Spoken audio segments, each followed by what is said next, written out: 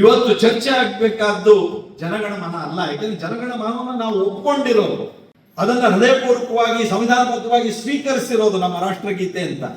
ಇವತ್ತು ಚರ್ಚೆ ಆಗಬೇಕಾದ್ದು ಒಂದೇ ಮಾತ್ರ ಹಿನ್ನೆಲೆಯಲ್ಲಿ ಕಾಂಗ್ರೆಸ್ ಹೇಗೆ ನಡ್ಕೊಂಡಿದೆ ಅನ್ನೋದ್ರ ಬಗ್ಗೆ ಚರ್ಚೆ ಆಗ್ಬೇಕು.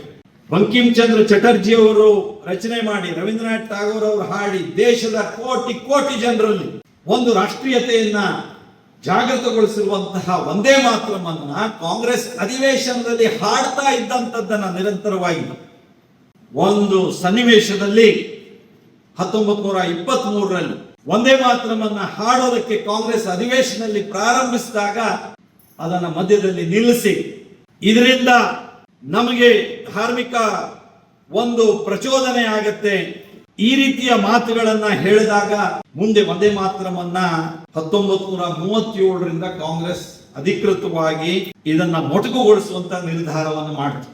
ಒಂದೇ ಮಾತ್ರಮನ್ನ ಮೊಟಕುಗೊಳಿಸುವಂತ ನಿರ್ಧಾರವನ್ನ ಕಾಂಗ್ರೆಸ್ ಅಧಿವೇಶನದಲ್ಲಿ ಹಾಡದೇ ಇರುವಂತಹ ಸ್ಥಿತಿಯನ್ನ ಕಾಂಗ್ರೆಸ್ ಯಾಕೆ ತಂದಿದೆ? ಬಹಿರಂಗ ಆಗ್ಬೇಕು, ಚರ್ಚೆ ಆಗ್ಬೇಕು. ಇದು ಚರ್ಚೆ ಆಗ್ಬೇಕಂತದ್ದು ಇದು ಒಂದೇ ಮಾತ್ರ ಯಾಕೆ ವಿವಾದಕ್ಕೆ ಅವತ್ತಿನ ಕಾಂಗ್ರೆಸ್ನವರು ಅದಕ್ಕೆ ಪ್ರಾರಂಭಿಸಿದ್ರು ಅಂತ ನಮಗೆಲ್ಲ ಗೊತ್ತೇ ಇದೆ. ಕಾಂಗ್ರೆಸ್ಸಿನ ಅಧ್ಯಕ್ಷರಾಗಿದ್ದಂತ ಮೌಲಾನಾ ಮೊಹಮ್ಮದ್ ಅಲಿ ಅವರು ಈ ಒಂದು ಆರೋಪವನ್ನ ಒಂದೇ ಮಾತ್ರ ಬಗ್ಗೆ ಮಾಡಲಿಕ್ಕೆ ಶುರು ಮಾಡಿದ್ರು. ಅವರು ಇದು ಧಾರ್ಮಿಕ ಕಾರಣಕ್ಕೆ ಮತ್ತು ಇಸ್ಲಾಂನಲ್ಲಿ ಸಂಗೀತವನ್ನ ನಿಷೇಧಿಸಲಾಗಿದೆ ಅನ್ನುವಂತ ಮಾತನ್ನ ಹೇಳ್ತಾ ಅವರು ಇದನ್ನ ಹಾಡೋದನ್ನ ನಿಲ್ಲಿಸೋದಕ್ಕೆ ಮುಂದಾದ. ನೆಹರು ಅವರು ಕಾಂಗ್ರೆಸ್ ಆವತ್ತಿನ ನಾಯಕರಾಗಿ ಅವರು ಒಂದೇ ಮಾತ್ರ ಈ ಒಂದು ಅಗೌರವವನ್ನು ತೋರಿಸುವಂತಹದಕ್ಕೆ ಮುಂದಾದ.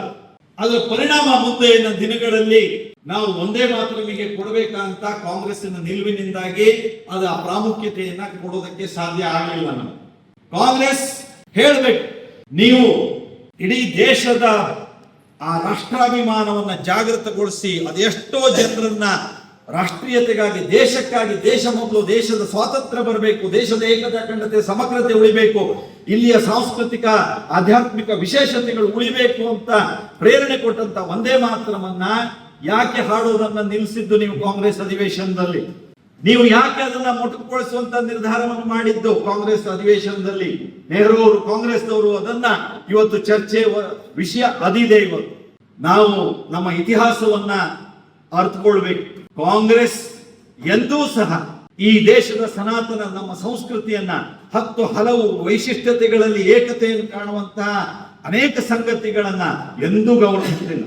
ಕೇವಲ ಅಲ್ಪಸಂಖ್ಯಾತರ ಓಲೈಕೆಯ ಮತಗಳಿಕೆಯ ರಾಜಕಾರಣವನ್ನು ಮಾಡಿ ಭಾರತದ ವಿಭಜನೆಗೆ ಕಾರಣರಾದರು ಕಾಂಗ್ರೆಸ್. ಅಷ್ಟೇ ಅಲ್ಲ, ಇವತ್ತಿಗೂ ಸಹ ಅದೇ ತುಷ್ಟೀಕರಣ ನೀತಿಯನ್ನ ಕಾಂಗ್ರೆಸ್ ಅನುಸರಿಸಿ ಭಾರತ ದೇಶ ಮೊದಲು ಅನ್ನುವಂತ ಭಾವ ಭಾರತೀಯರಲ್ಲಿ ನಿರ್ಮಾಣ ಆಗದೆ ಇರುವಂತೆ ನೋಡ್ಕೊಳ್ತಾ ಇದ್ದಾರೆ.